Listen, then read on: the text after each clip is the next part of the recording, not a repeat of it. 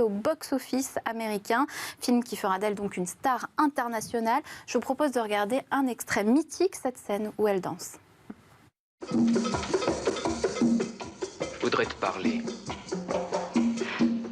Non.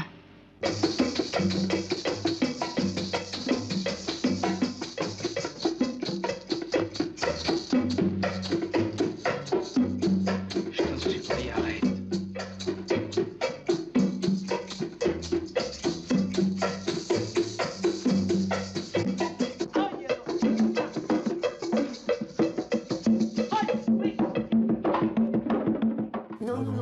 Bien avant. Alors, Oui, ça discute pendant les sujets. On débat de plein de choses, excusez-nous. C'est parce qu'on expliquait que c'est une fausse blonde. ouais, Voilà, exactement. c'est ça, Elle était brune à la base. Et surtout, elle a incarné des rôles de femme de caractère. Et puis, c'est vrai qu'elle a surtout hypnotisé par sa beauté naturelle, sa sensualité. Elle ne se laisse pas faire, hein, d'ailleurs, dans ses rôles. Elle est prête à se mettre nue, surtout. À l'époque, on savait rester très pudique. Et elle ne l'était pas pour ses rôles. Alors que dans les films, d'ailleurs, on ne voit rien. C'est ça qui est particulier. D'ailleurs, en cas de malheur, elle n'hésite pas à se mettre nue face à Jean Gabin pour être défendue gracieusement. Elle joue toujours dans des rôles de femme libérée, de femme forte. C'est sa sensualité assumée à l'écran qui fait d'elle une star, une icône du cinéma, et puis aussi un emblème sexuel, un sex symbole, on peut le dire, et qui fera d'ailleurs des envieux, des jaloux parmi justement la presse ou encore parmi les téléspectateurs qui n'assument pas toujours les films qu'elle tourne. Dans la vérité, elle endosse le rôle d'une femme soupçonnée d'avoir assassiné son amant et qui a tenté de se suicider. La scène de plaidoirie est elle aussi mythique car elle interprète très bien la fragilité, la colère aussi. Dans ce film, on comprend bien qu'elle se défend elle aussi face aux paparazzi, face à toutes ces personnes qui l'accusent, face à ces gens qui pensent, ces bien-pensants du milieu conservateur, qui la punissent pour ses rôles et sa moralité libérée. Finalement, c'est vrai que c'est un véritable sex symbole et qu'elle a un petit peu libéré la parole des femmes sur la sexualité. Elle aura joué également Camille en 63 dans un film de Jean-Luc Godard, le mépris, exactement, un film à succès qui d'ailleurs on lui a demandé de retourner des scènes pour qu'elle soit nue pour le box-office américain. Donc elle le décide et elle l'accepte avec le réalisateur. Merci beaucoup Inatea. Restez bien sur Non-Stop People dans cette édition spéciale qui continue juste après la pub. À tout de suite sur Non-Stop People.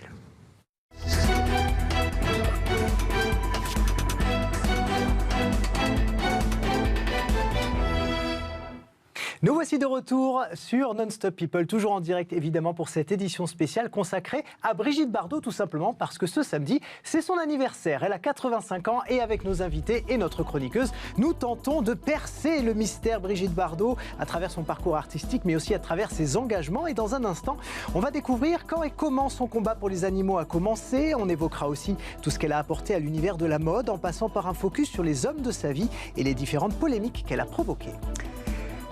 Brigitte Bardot, c'est le cinéma, mais aussi la musique, avec d'immenses succès. On se souvient notamment de Bonnie and Clyde, son duo avec Serge Gainsbourg, mais aussi et surtout de Harley Davidson, Nuit au soleil, ou encore Tu veux ou tu veux pas. On a tous les mélodies dans la tête. C'est un sujet signé Tiffany Rodriguez. Je n'ai besoin de personne en Harley Davidson. Le cinéma, la cause animale et enfin la musique. Brigitte Bardot a aussi rencontré le succès en tant que chanteuse, l'inoubliable Madrague, l'iconique Harley Davidson ou encore Moi je joue. Au total, Bébé a interprété plus de 80 chansons entre 1962 et 1982. Des musiques composées par l'élite de l'époque en la matière. De Sacha Distel à Georges Brassens ou encore Serge Gainsbourg, la cigale des 60s s'est entourée de pointures de la musique. Des classiques, mais pas que. Brigitte Bardot a chanté pour sa cause de cœur, les animaux, des musiques qui n'ont jamais eu le succès qu'elle espérait. Après, j'ai quand même fait 2 chansons qui pour moi sont très importantes, qui passent jamais. C'est La Chasse. Ça, j'aimerais bien qu'elle passe de temps en temps, parce qu'elle représente vraiment l'horreur qu'est la chasse. Bébé chanteuse, l'époque est bel et bien révolue et elle en confiait les raisons sur RTL en mai dernier. J'ai cassé ma voix à force de crier après mes chiens. Et bon, je suis une dame d'un certain âge et j'ai pas du tout envie de chanter. 50 ans plus tard, la star a conservé sa guitare, sa copine et confidente, comme elle l'aime l'appeler. Et si Brigitte Bardot reconnaît ne plus écouter les tubes qui ont fait sa gloire, le grand public, lui, ne peut pas passer à côté. Les grandes marques, elles, les utilisent volontiers dans leurs spots publicitaires. C'est la saison du soleil et des champs. Ah oui, coquillage et crustacés, on ne l'avait pas cité tout à l'heure. On l'avait dans le pas lancement, cité, mais effectivement, c'est un classique. Michel Goujon, on va quand même pas se mentir, Brigitte Bardot, c'est pas The Voice, c'est pas Sinatra, c'est pas non plus Céline Dion, c'est pas la plus belle voix qu'on ait entendue dans le monde. Alors pourquoi est-ce qu'elle fascine autant, à la fois au cinéma, mais aussi en musique? Elle a une voix. Ah oui, elle a une voix, mais enfin, c'est pas non plus... Non, on est d'accord là-dessus peut-être, non? Oui, elle chante avec beaucoup de charme, beaucoup de poésie, et elle a eu des paroliers extraordinaires, et quelques chansons qui ont marqué leur époque. Je t'aime moi non plus, même si c'est Jane Birkin qui l'a reprise, qui ensuite l'a portée. C'était une révolution des mœurs. Et La Chasse, qui est une chanson étrange qu'elle évoque dans cette interview rapide, est une chanson intéressante parce que elle la met vraiment. Elle est beaucoup plus profonde qu'elle en a l'air. Dans un premier regard, elle a l'air un peu mièvre, cette chanson, et quand on l'écoute avec attention, on se laisse emporter. Et finalement, ça la met dans la lignée des poètes animalistes comme Francis James. Et peut-être dans la lignée de Colette, qui a vécu 15 ans au même endroit, dans la baie des Canobiers. Et lorsqu'on pense à Brigitte Bardot, on pense bien évidemment à son combat pour les animaux. On en parlait il y a un instant, notamment via la fondation qu'elle a créée. Oui, la star n'hésite jamais à interpeller les grands de ce monde. Hier d'ailleurs, elle a publié une lettre ouverte au ministre de l'Agriculture sur les réseaux sociaux pour dénoncer un projet de ferme-usine de vaches dans l'Eure. Bardot et les animaux, c'est un sujet de Tiffaine Rodriguez. Brigitte Bardot et son engagement pour la cause animale, probablement l'histoire d'amour la plus connue de l'icône du cinéma français. Une dévotion rendue publique en 1977, lorsque Bébé dénonce lors d'une iconique campagne médiatique l'abattage des phoques. L'actrice se rend sur la banquise canadienne pendant 5 jours avant de rentrer en France et réussir à faire voter l'interdiction du commerce de la fourrure issue de ce massacre. Un tour de force à l'époque pour celle qui confie volontiers de voir sa vie aux animaux.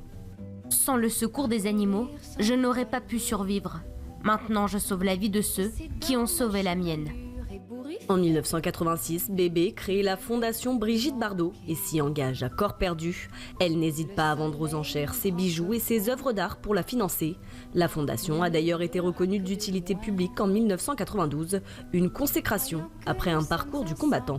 On ne se lance pas dans la protection animale sur un coup de baguette magique. J'ai dû affronter la solitude dans une des périodes les plus déterminantes de ma vie, la création de ma fondation que j'ai effectuée seule, sans l'appui de cet amour qui m'est vital. Investie, Brigitte Bardot n'a jamais hésité à interpeller successivement les différents gouvernements sur les conditions de vie de ses amis les bêtes. Des vindicatives innombrables pour celle qui a fait don de sa mythique propriété tropézienne, la Madrague, à sa fondation. C'est d'ailleurs là-bas que l'actrice sera enterrée. J'ai obtenu l'autorisation de passer mon éternité aux côtés de mes animaux, à la Madrague. Trouverai-je alors cette paix qui m'a toujours été refusée de mon vivant ? La paix, Brigitte Bardot l'a toujours trouvée auprès des bêtes, qu'elle affirme préférées aux humains. C'est d'ailleurs la seule chose qu'elle veut que l'on conserve d'elle, l'amour inconditionnel qu'elle porte aux animaux. Yves Bigot, je vais me tourner vers vous. Est-ce que ce combat pour les animaux, c'est finalement sa seule raison de vivre aujourd'hui ? Sûrement, mais je pense que ça l'a été toute sa vie, quasiment, à part sa vie amoureuse, vraisemblablement. Mais c'est quelque chose qu'elle a chevillé au corps depuis toujours. Je pense que comme beaucoup d'enfants de sa génération, elle a été traumatisée le jour où son lapin chéri qu'elle avait à la campagne s'est retrouvé en civet dans son assiette. Elle a eu beaucoup de mal à surmonter cette découverte. Dès son premier cachet, elle voulait le réinvestir en disant « ça va me servir à m'acheter une ferme ». Donc ça a toujours été son objectif, ça a toujours été son combat. Après, quand elle dit qu'elle préfère les animaux aux hommes, là, elle parle en revanche de la déception de toute sa vie amoureuse. C'est vrai que les animaux sont souvent plus fidèles. Effectivement, je me tourne vers vous, Michel. Une petite confession ? Pardon, non, pas du tout. Je n'ai rien à confesser ce soir sur ce plateau, ne vous inquiétez pas. Je ne volerai pas la vedette à Brigitte Bardot. Michel Goujon, ça me laissait rêver, effectivement. Alors, vous avez parlé du fameux civet de lapin, effectivement. Enfin, d'où tout ça est vraiment parti ? Il paraît qu'il y a une histoire avec un âne. Vous le racontez dans votre livre, ce tournage avec les ânes. Oui, lorsqu'elle est tournée en Espagne, et effectivement, on lui a offert un âne, une chienne, qui a failli être tuée par des gamins dans une rue de Madrid, et qu'elle a gardé pendant des années, qui a été une compagne très fidèle, et un âne avec lequel elle passait ses nuits pendant ce tournage dans le sud de l'Espagne, dans le sud de l'Andalousie, effectivement. Mais qu'est-ce qui s'est passé avec cette âne ? Il s'est passé qu'elle s'intéressait beaucoup plus à ses compagnons à poil et à sabot qu'au tournage du film. Voilà, c'est tout simplement cela. Emmanuel Guilcher, La réplique de la nouvelle vague, c'est quand même dans Et Dieu créa la femme, quand elle dit « Quel cornichon ce lapin !» Elle libère un lapin qui s'en va et qui part dans la campagne, elle le rappelle, il ne revient pas. Emmanuel Guilcher, juste rapidement une question. Le 16 août dernier, elle demandait officiellement au Premier ministre Édouard Philippe la suppression du ministère de l'écologie. Est-ce qu'elle n'en fait pas un petit peu trop quand même ? Ça va pas trop loin cette histoire ? Oui, mais bien sûr, mais parce que quand on a une conviction aussi profonde, ça vire forcément à l'obsession. Donc effectivement, quasiment tous les matins, elle se lève, elle prend sa plume et elle envoie une lettre qui au ministre de l'écologie, qui au ministre de l'Agriculture, qui au président de la République. Mais elle est constamment déçue. Elle a été reçue par Emmanuel Macron avec Brigitte Macron qui lui a fait des promesses, qui lui a dit on se reverra dans 3 mois, et puis 3 mois après elle n'a pas de nouvelles parce que qui ne s'appelle pas Brigitte par hasard. Qui s'appelle pas Brigitte par hasard, mais rencontrer Brigitte Bardot, tout le monde a envie. Donc le premier geste, c'est de l'accueillir. Après on la trouve follement sympathique dans son combat, et puis on a d'autres choses à faire et on la laisse tomber. Donc c'est compréhensible qu'elle soit tout le temps en train de remettre sur le terrain c'est son combat d'une vie. Et il n'y a pas que les lettres, où elle est très présente également, c'est sur Twitter, puisque vous le savez, c'est une femme entière, elle n'a pas sa langue dans sa poche, elle tweete, pas comme Donald Trump, mais enfin en tout cas assez régulièrement. Pas loin, parce que si on regarde son fil,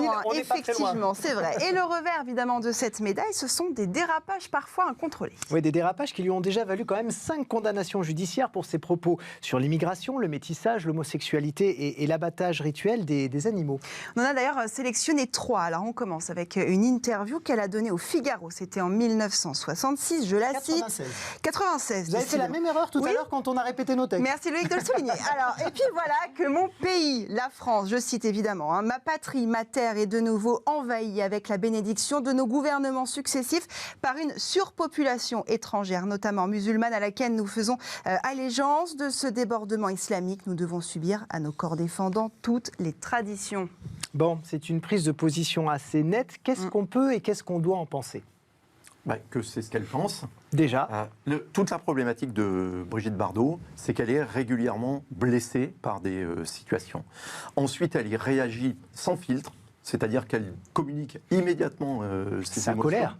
Et en ayant, ce que disait très bien Michel tout à l'heure, absolument rien à faire de savoir ce que quiconque en pense. Son statut le lui permet et le lui autorise, alors que la loi ne le permet pas. Elle a été condamnée 5 fois. Oui, bien sûr. Mais c'est-à-dire, c'est ce qui est terrible, c'est qu'elle ne pense pas de mal. C'est comme elle a tenu aussi des propos incroyables contre les homosexuels. On en parlait, ça vient. Voilà. C'était en 2003, oui. Alors que tous ses amis sont alors, qu'est-ce qu'elle disait justement, Mathilde ? Typiquement, et c'est la même chose, je reviens sur la question des musulmans, etc. C'est-à-dire qu'elle fait partie de ces personnes qui ne font pas la différence entre les individus qu'elle aime et qu'elle respecte toujours, elle a d'ailleurs eu des amants musulmans aussi, et les groupes. C'est-à-dire c'est très facile d'insulter ou d'invectiver une catégorie parce qu'elle est immatérielle et sur le principe, alors qu'elle ne va jamais le faire de manière humaine vis-à-vis d'un individu. Évidemment, le problème, c'est qu'elle donne un mauvais exemple et que la loi le réprime. Je vais quand même citer Brigitte Bardot, c'était donc en 2003, elle parle des homosexuels. Certains homosexuels ont toujours eu un goût et un talent plus subtil, une classe, une envergure, une intelligence, un esprit, un esthétisme qui les différenciait du commun des mortels, jusqu'à ce que tout ça dégénère en lopette de bas étage, travelot de tout poil, phénomène de foire tristement stimulé dans cette décadence par la levée d'interdits qui endiguait les débordements extrêmes. Un mot Et là, c'est dans un livre, hein. Attention, c'est dans un livre, c'est-à-dire qu'elle a pesé ses mots. Il ne faut pas oublier que c'est un personnage entier, donc ça fait partie aussi de sa liberté de penser, alors jusqu'à certaines condamnations, bien sûr. Et puis, il faut quand même aussi ne pas oublier, parce qu'on voit des photos sublimes dans toute cette émission, c'est une femme de 85 ans qui a été élevée dans une droite assez conservatrice. Alors, elle dit tout haut ce que beaucoup de gens de son milieu pensaient, et effectivement, comme c'est Brigitte Bardot, elle se fait à chaque fois, ça en fait des chapitres dans une émission. C'est-à-dire, ce sont des propos de comptoir ou de café du commerce qui sont totalement répréhensibles, mais que son statut lui permet d'exprimer. Ouais. On se rappelle aussi, en mars 2019, les autochtones, quand elle parlait des Réunionnais, donc elle disait également les autochtones ont gardé leur gène de sauvage. Elle parlait même de la Réunion comme d'une île démoniaque. Donc on en revient toujours à la même chose, c'est que parce qu'elle ne se contrôle pas. Oui, mais est-ce qu'elle perd pas son message? Parce que son message, c'est la protection des animaux. Mais bien sûr, et on la perd dans tout un tas de polémiques. Vous avez totalement raison, et ça joue contre elle, et ça joue contre la cause qu'elle souhaite défendre, mais parce que son problème, c'est que sa très grande intelligence, parce qu'elle est extrêmement intelligente et cultivée, est débordée par sa souffrance. Et que donc, du coup, elle tient des propos qui sont totalement intolérables, totalement inacceptables, qui sont souvent punis par la loi. Et c'est bien qu'elle soit punie par la loi. Et c'est terrible, parce que la vérité, c'est qu'elle ne pense pas réellement ça au fond d'elle. C'est ça qui est terrible, et qu'elle n'arrive pas à résoudre cette espèce de dédoublement de personnalité. Oui, elle ne vit pas comme ça au quotidien avec les gens qu'elle côtoie. Non, entre ce qui est très sans doute la vérité au profond de son cœur et ce qu'elle exprime parce qu'elle souffre, parce qu'elle est blessée, parce qu'elle est furieuse, et parce qu'il faut aussi le dire, elle déteste son époque. Et Wendy Bouchard, que l'on a joint tout à l'heure cet après-midi par téléphone, qui est journaliste sur Europe 1 et grande amie de Brigitte Bardot. Vous allez le voir, elle évite d'évoquer ces sujets avec son amie. Regardez. Elle a un esprit très français, Brigitte Bardot, élevée dans la tradition gaulliste, républicaine, avec des envolées politiques ou extra-politiques qui ont pu choquer, mais je pense qu'on sent qu'au fond d'elle, elle aime quand même profondément les gens, même si les prises d'opposition ont pu être très contestées. Et ça, moi, je ne parle pas de politique avec elle, c'est des choses qui ne nous réunissent pas et ça ne m'intéresse pas, à vrai dire. Mais je pense que en fait, tout la précède, sa notoriété, sa force, son rayonnement international. Bon, on va mettre de côté un petit peu les polémiques. On va parler d'amour, les amis. Ça vous va? Oui. Bon, Inatea Chatal, je vais me tourner vers vous, justement. Comment? Il y aura de la polémique quand même. Il y aura de la polémique quand même. Ben oui, il y a eu beaucoup de mariages, beaucoup d'amants, peut-être un peu de tromperie. Mais quand même, elle a partagé la vie des plus grands artistes de son époque. Et c'est une femme passionnée, mais peut-être pas raisonnable. Ah oui, c'est une femme passionnante et passionnée, pas très raisonnable, effectivement. Elle dit avoir connu 17 amants et s'est mariée 4 fois. À l'époque, sa vie est étalée donc dans la presse à cause des paparazzis. Elle a les hommes à ses pieds. Alors, ça commence avec l'autorisation de son père pour épouser Roger Vadim. Elle se marie avec lui en 1952. C'est le réalisateur qui l'a convoité depuis bien longtemps et qui en a fait sa muse. Il se marie dans le 16e arrondissement à Paris. Mais durant le tournage de Et Dieu créa la femme, eh bien, elle tombe folle amoureuse de son partenaire à l'écran, Jean-Louis Trintignant. Pour Roger Vadim, les scènes d'amour entre les deux, d'ailleurs, sont particulièrement difficiles à tourner. On l'imagine bien, évidemment. Et elle se rend compte finalement qu'elle a plus une relation amicale avec son actuel mari. Finalement, Jean-Louis Trintignant quitte sa femme, elle quitte Roger Vadim afin d'entamer justement leur relation ensemble. Mais en 1957, alors qu'elle tourne à nouveau avec Roger Vadim, eh bien Jean-Louis Trintignant la quitte parce que il avait très peur qu'elle revienne avec Roger Vadim. Il était même persuadé qu'elle était infidèle, justement. Donc, et alors que ça signait, c'était l'année où ça tombait avec l'année de son divorce avec son ex-mari. Elle aura plusieurs aventures, dont une avec Sacha Distel. Et puis en 1959, elle se marie avec Jacques Charrier. C'est celui qui sera le père de son unique fils, dont elle tombera enceinte. Et puis en 1963, il divorce car elle entretient une relation avec Samy Frey, rencontré sur le tournage de La Vérité. Elle confie la garde de son fils, Nicolas, à son père Jacques. Finalement, Samy Frey la quittera quelques mois plus tard et elle continuera d'enchaîner les conquêtes et les amants.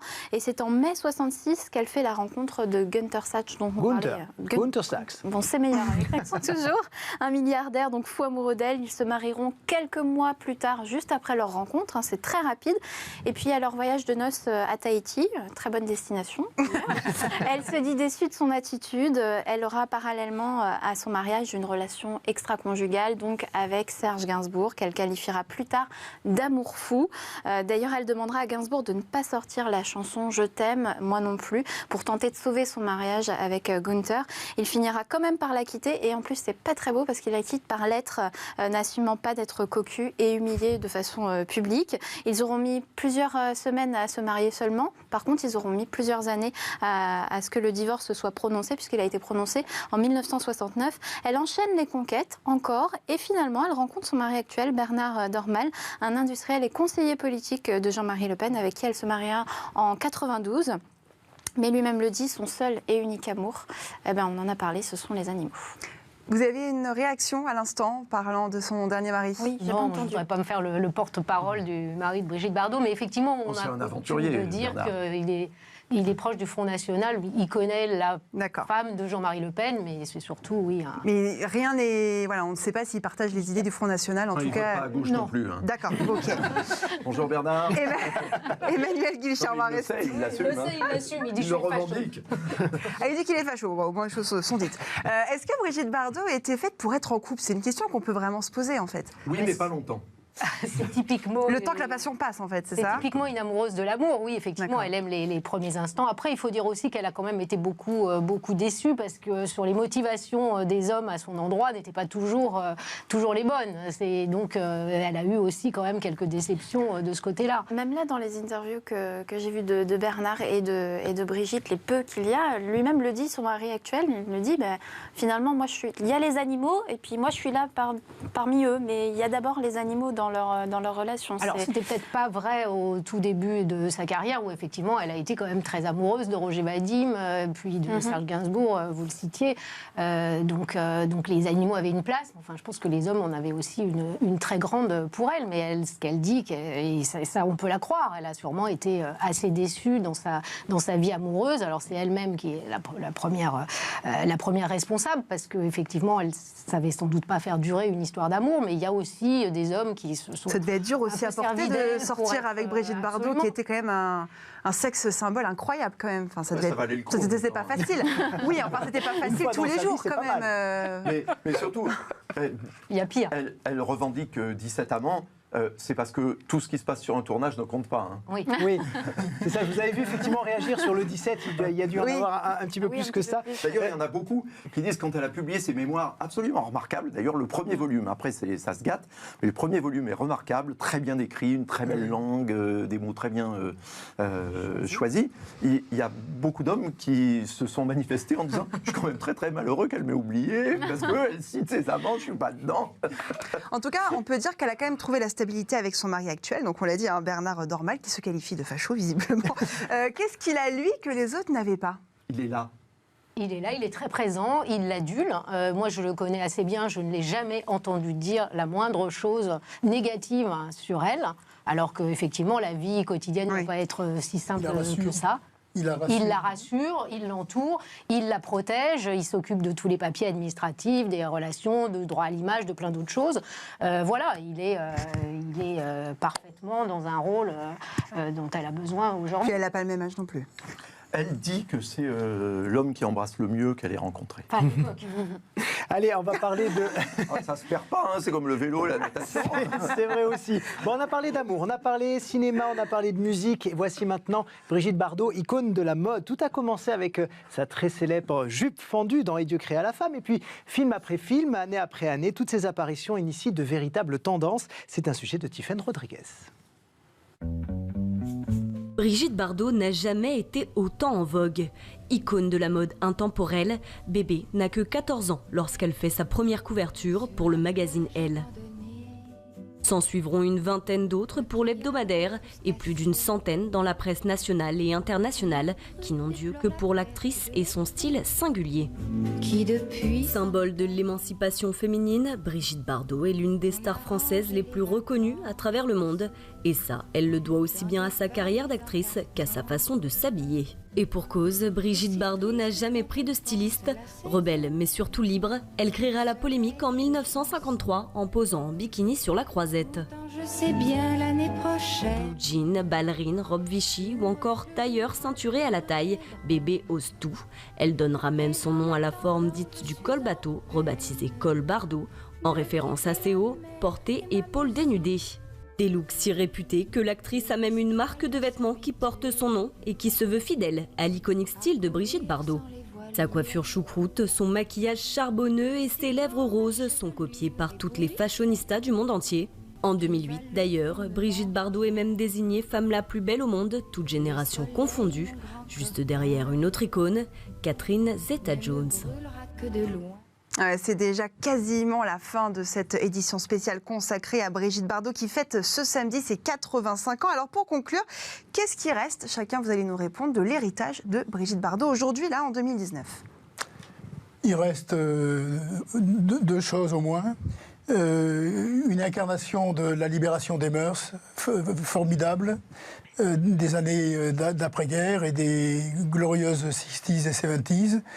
Et ce combat animaliste qu'il apporte depuis tant d'années et qu'elle porte, et qui fait d'elle une figure internationale importante pour la défense de cette cause. Et là, elle est visionnaire. Elle a des longueurs d'avance.